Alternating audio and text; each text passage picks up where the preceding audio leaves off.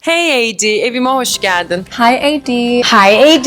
Hello AD. Milyonlarca dolar harcadığım evimdeki sanat eserlerini görmek ister misin? Architectural Digest isimli YouTube kanalında ünlüler evlerinin kapılarını açıyor. Evlerini gezdiriyor, evlerine koydukları sanat eserlerinden ve sanatçılardan bahsediyor. Program çok tuttu. Milyonlarca görüntülenme aldı. 32 milyon kez izlenen Kendall Jenner'ın ev turunu izleyeceğim. Evdeki tüm odalara bakmayacağım. Evine yerleştirdiği sanata bakacağım. Tur salonla başladı ama yoğun bir pembe ışık var arka planda. Kendall'ın Twitch yayınına hoş geldiniz. Bugün Katil Barbie oyununu oynuyoruz. Ya da Eksen İşten Manyak çıktı oyunu. Bu işin Kind of the first thing when you walk in, I'm very proud of it, is my James Turrell. I have always wanted a James Turrell, so I was really excited when I got it. Gerçekten heyecanı inanılmaz. Hep bir James Turrell istiyordum. O kadar ikna oldum ki. It's so peaceful and calming, and he actually makes these pieces to meditate in front of. Yani meditasyon yapmak için büyük süslü bir ışığa benziyor. Pek heyecan verici değil. App'ten rengini değiştir Twitch yayınını yap. Kendall oyun oynarken arkada yeşil, mavi, turuncu yansın. Aslında James Turrell sanatçıların ışık ve mekanla deney yaptığı 70'lerden geliyor. Sanatın mekandan, bakandan bağımsız, izole bir form olmadığını savunuyor. Sanat bir eser, obje değil, izleyiciyle kurulan bir ilişki oluyor bu sayede. Tabi burada deneyime öncelik veriliyor. Bakanı içine çeken bir deneyim yaratılmaya çalışılıyor. Bu sanat eserinin de evle yakından ilişkisi var. Kendall'ın evi Kaliforniya'da. Işık ve mekanla deney yapan James Turrell'ın da dahil olduğu sanatçı grubu 70'lerde Kaliforniya'da aktif. Bu sayede batı kıyısında geliştirilen teknolojilerden yararlanıyor sanatçılar. Üniversiteler sanat ve teknoloji programları açıyor, destek veriyor sanatçılara. Günümüzde de Kaliforniya'nın Kendall gibi modellerle, influencerlarla, sosyal medya starlarıyla dolup taştığını görüyoruz. Hepimize deneyim satan, hayatlarının her anını eşsiz bir deneyim olarak paketleyen insanlar bunlar. Tabii büyük bir fark var. Işığı yeriz ve cildimizle içeriz diyor James Turrell. Sanatın sunduğu deneyimin birebir yaşanması gerekiyor. Işığı cildimizde hissetmemiz gerekiyor. Bir deneyimin içinde olmamız gerekiyor. Günümüzde sosyal medyadaysa bir şeyi, bir mekanı ya da ışığı doğrudan değil, ikinci elden yaşıyoruz. Hatta üzerinde oynanmış bir deneyime maruz kalıyoruz. Bu James Turrell'ın kabul edemeyeceği bir şey tabii. It's actually called Scorpius, and I'm a Scorpio, so I hold it close to my heart. Yani sonunda sanat eseri burç taşına dönüşüyor. Teknoloji, algı deneyleri, hikaye. Hepsi lüks bir çantaya dönüşüyor. Yalnızca deneyimler değil, kişilik özellikleri, kimlikler bile paketlenip satılabiliyor. Akrep burcu olmak bile satın alınabilir bir şey oluyor. Then I have this really cool 1965 radio phonographo. I just got it for Christmas. I'm super excited about it. I went to the record shop with my friends. We got a bunch of stuff. I need to pop into it. Kendall şarap içip Ayla Dikmen dinliyor sessiz ve yalnız Kaliforniya gecelerinde. Bağlanma sorunun var mı Kendall? Do you know havuçlu tarçınlı kek? I have now created into an art Geliyor. studio. This was a movie Belliydi. theater for like the first year that I lived here. but I had a- Belliydi. Pick-up'tan belliydi. Bir yerden sanatın, tuvallerin çıkacağı belliydi. Şimdi amatör şairim diyecek.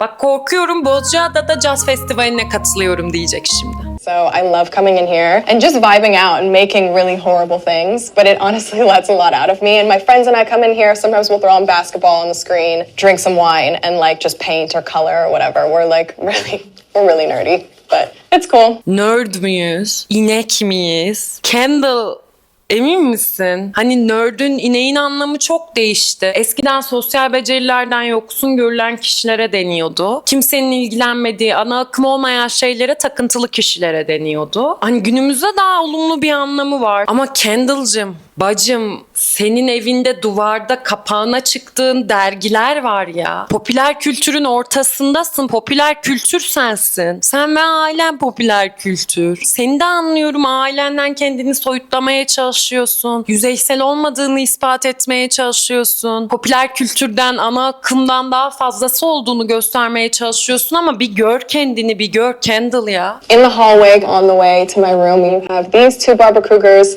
I bought them a few years ago at Art Basel. They were actually my first, probably really big piece of art that I ever bought. Evil ve good, iyilik ve kötülük yazıyor bir kadının yüzünde bu eserlerde. Bu sanatçının 2001 tarihli bir serisi. Şehvet, kötülük, kader, yardım, kıskançlık, nefret, korku, dua, iyilik ve sevgi başlıklı eserlerden oluşuyor. Her birinden 10'ar adet basılmış. Bu klasik bir Kruger, televizyonlardan, dergilerden bulduğu fotoğrafları vurucu sözcüklerle karıştırıyor. Kaça almış olabilir Art Basel'dan? Art Basel bir fuar, sanat fuarı. Kaça almış olabilir? Serideki kader yazılı var. Kaça satılmış? 81 bine. Barbara Kruger gibi ünlü bir sanatçı için fena fiyat değil. And this wall was just so perfect for them. I like really just colorful stuff that makes you feel good. İyi hissetmemen gerekiyordu Kendall. Eser renkli, slogan gibi, hatta reklamcılık dilini kullanıyor sanatçı eserlerinde zaten, ama iğneleyici, toplumsal eleştiri amaçlı eserler yapıyor. Başka rengarenk bir eseri mesela. İçini de açar Kendall'cığım. Renk seviyorsun madem. Bu 2020 tarihli Never Perfect Enough isimli eseri. 3 panelden oluşuyor. Bigudilerle, tokalarla saçı yapılmış bir kadının farklı açılardan çekilmiş fotoğrafları. Üzerinde büyük harflerle asla, mükemmel, yeterli yazıyor. Asla yeterince mükemmel değil olarak çevirebiliriz Türkçe'ye. Fotoğrafa bakınca kafam acımaya başlıyor. Kafanın arkası gerçekten dosta güven, düşmana korku salıyor. Türkiye'deki çoğu binadan daha sağlam. Bigudilerin üzerine change, değişim, korku, fear, gossip, dedikodu gibi sözcükler yerleştirilmiş, oklar yerleştirilmiş. Burada Barbara Kruger'ın ne yaptığı çok açık. Kadınların toplumun imkansız ideallerine ulaşmak için ne kadar ileri gittiğini gösteriyor. Ama gerçi Kendall, bu seni ne korkutacak? 2-3 tokadan mı korkacaksın? Sen bıçak altına yattın, ameliyatlar olduğunu yeterince mükemmel olabilmek için 2-3 toka mı koyacak şimdi sana? Aslında bu eseri senin fotoğraflarını koyarak yeniden yorumlayabilir Barbara Kruger. İstesen yaptırırsın. Hem de mekana özgü bir yerleştirme olur. Yap kız. Hadi yap. İşte o zaman sanat stüdyosunun samimi olduğuna inanırız. Hadi bir de senin hatırına nerd de deriz sana. This is my master. There's this first little sitting area when you walk in. I usually come in here and meditate, chill out, zone out. Behind me is my Tracy Emin. I got this a few years ago, and I'm almost positive that there's measurements up top, and then the bottom says, "Glad to hear you're a happy girl." I'm pretty sure that the measurements are an ex-boyfriend of Tracy Emin's penis size. And then the message at the bottom is to his new girlfriend, saying, "I'm glad to hear you're happy." Because he has a really big penis, I believe. Tanımadığın bir kadının eski erkek arkadaşının penis boyu odanda asılı. Yatak odanda. Gerçi tanıdığım bir kadının eski erkek arkadaşının penis boyu olsaydı çok daha tuhaf olabilirdi. Tracy Emin'in diğer eserleriyle karşılaştırınca şaşırtıcı bir eser değil. Emin'in en bilindik eseri 98 yılında yaptığı Benim Yatağım isimli enstalasyon. Depresyon nedeniyle hiç yatağından çıkmadığı bir dönemin ardından bu deneyimi sanata dönüştürmeye karar veriyor. Sonuçta dağınık bir yatak, kullanılmış kişisel eşyalar, kirli çamaşırlar, alkol şişelerinden oluşan bir eser. 2,5 milyon pound'a satılmıştı bu eser 2014 yılında. Bir başka eserin adı 1963-1995 yılları arasında Yattığım Herkes. Sevgilileri, ailesi ve arkadaşları dahil yatağını paylaştığı, birlikte uyuduğu tüm insanların isimlerini işlemiş bu çadıra. Her zaman içgüdülerini, deneyimlerini sanatının merkezine yerleştirdi Tracy Emin. Buna benzer yazılı neon işleri de var. Fiyatı ne kadar? Yani Kendall bunu satıp borçlarını ödemek isterse, araba için çektiği krediyi ödemek isterse ne kadar? 2025'te 233 bin pound'a satılmış bu şiiri. Başka bir eseri 226.800'e satılmış. Fiyatı ne olursa olsun farklı bir eser değil. Antik heykellerden Rönesans'a, sanatta her zaman erkeğin cinsel organı rahatça gösterildi. Erkeğin çıplaklığı çoğu zaman fiziksel güç, ideal güzellik, galibiyet anlamına geldi. Kadın bedeni ise bu anlamlara gelmez. Botticelli'nin Venüs'ünü düşünün. Tanrıça çıplaklığını örter. Erkeklerdeki gibi gururla göstermez. Alelacele çıplaklığı örtülür. İlk nü kadın heykelden beri bu böyle. Antik Yunan'da Nidos'un Afrodit'inden beri böyle bu, anlatmıştım. Kurbe'nin dünyanın kökeni tablosu 19. yüzyılda herkesi şok etti. Hatta sipariş edenin de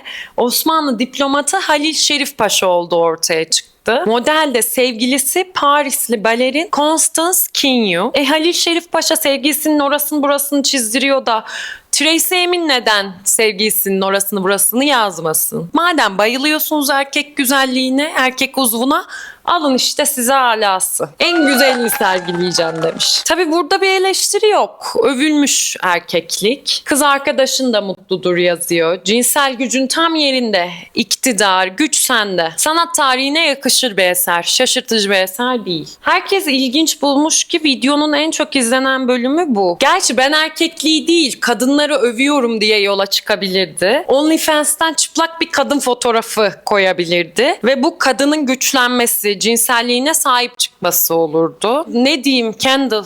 Buna da şükür. Bu seçime de şükür. These are really old doors from Italy, and my mom had these in every single house that she owned that I grew up in. When I bought this house, she was like, I saved those doors. I think they'll be perfect for your house. I think they would fit awesome. So I ended up finding a place for them. Kapıların üzerinde vücutlarının yarısı sütun başlığı olan figürler var. Alt kısımlarının sütun başlığı olması onların cenneti taşıdığı anlamına gelebilir. Bunlar tanıdık figürler. Atlantes, erkek taşıyıcı figür ya da Karyatit, kadın taşıyıcı figür. Ortadaki ikilinin arkasında siyah kanatlar var. Melek oldukları belli. Bu kanatlı melekler, keruplar diyebiliriz. Kırmızı kurdele tutuyorlar. Tanrı ile kutsal bağ anlamına gelebilir. İsa Mesih'in kanı anlamına gelebilir bu. Figürlerin arasında bir sütun var. Büyük olasılıkla dini törenlerin yapıldığı bir sunak. Büyük olasılıkla bu kapı bir kilisenin ya da bir manastırın kapısından.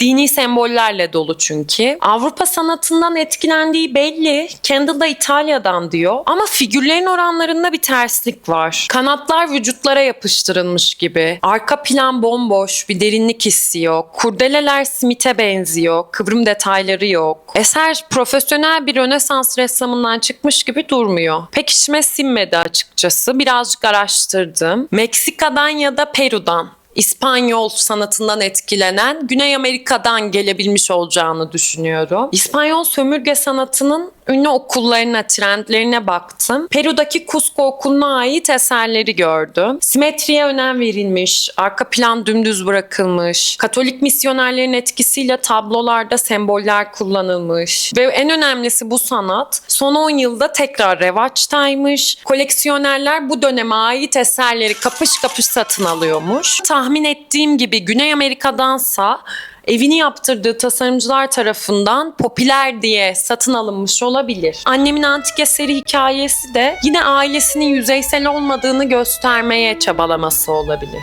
Sırf çağdaş sanat eserleriyle dolu olsaydı moda bu, trend diye alıyor derdik. Araya antik Avrupa esintili bir eser serpiştirelim demişler. Biz aileden gelen bir zevke sahibiz. Sonradan görme değiliz. Şarap içip pick-up dinliyoruz. Resimler yapıp kilise kapılarına bakıyoruz. Şu ne şu? Şu kitap kapağını kaçırmak mümkün değil. Benekli sarı bal kabakları. Kapak ben Yayoi Kusama'yım diye bağırıyor. Yayoi Kusama her eserinde benekler kullanıyor. Kendall'daki kitabı 2016 yılında Washington'da Hishorn Müzesi'nde gerçekleşen Infinity Mirrors, Sonsuzluk Aynaları isimli sergisinden. 1965 yılından beri 22 adet sonsuzluk odası yaptı Kusama. Aynaları, ışıkları tekrar kullandı sonsuzluk odalarında. 2016 yılındaki sergide bu odalardan 6'sı yer almış. Sehpanın üzerindeki sergi kataloğunun kapağındaki fotoğraf Kabaklara Duyduğum Sonsuz Sevgi isimli odadan. Sergi ziyaretçi rekorları kırdı. Toplam 160 bin kişi sergiyi ziyaret etti. Bu odaların da ziyaretçiye yine bir deneyim sunduğunu söyleyebiliriz. Aynalar ziyaretçiyi eserin bir parçası haline getiriyor. Fotoğrafını görmek yetmez bunun da. Deneyimlememiz gerek bu odaları. Günümüzde Günümüzdeki her deneyim gibi bu sonsuz odalar da sosyal medyada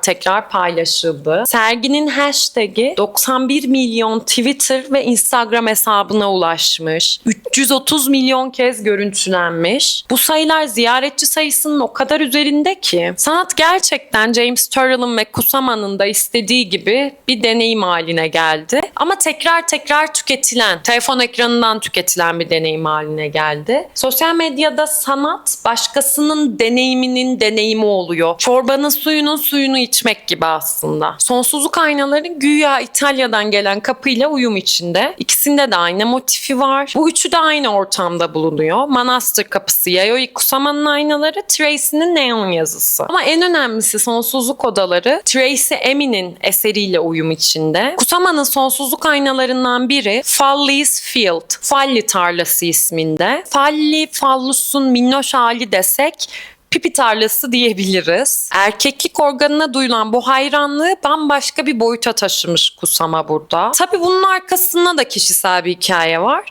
Zaten sanatçılar ne zaman cinselliğe dair toplumsal sınırları zorlayan eserler yapsa hemen kişisel bir hikayeye, çocukluğa, bir travmaya bağlanır. Sapık ya bu deyip küçümsemeyelim. Sapıksa bile bir dahilliği olsun, bir orijinalliği olsun diye. Ortalama bir sapık değil yani Kusama. Kusama çocukken annesi babasının onu aldattığını düşünüyormuş. Kusama'ya git babanı gözetle sonra da gel bana rapor ver diyormuş. Şu ana kadar ortalama bir Türk dizisinde yaşıyor gibi küçük Kusama. Babasını sevgilileriyle görmüş ve seksle ilgili bu erken dönemki deneyimi onu travmatize etmiş. Yıllar sonra terapi olarak başlamış bu yumuşak fallusları yapmaya. Bunları mobilyalara, zemine yapıştırmaya başlamış. Bu şekilde korkusunu bastırıyormuş. Korkutucu şeyi komik, eğlenceli bir şeye dönüştürüyormuş. Eğlence olsun diye yine fallus şekillerle köstebek oyunu gibi bir şey yapabilirdin. Ziyaretçinin katıldığı, deneyimlediği bir eser olurdu yine. Sehpanın üstünde Kusama'nın sergi kataloğu dışında Alexander McQueen'in, modacı McQueen'in bir kitabı var. Bir modelin evine yakışan bir kitap. Benim burada ne işi var dediğim Sterling Ruby isimli sanatçının kitabı oldu. Devasa soyut işlere sahip bir sanatçı. Sterling Ruby günümüzde popüler bir sanatçı değil.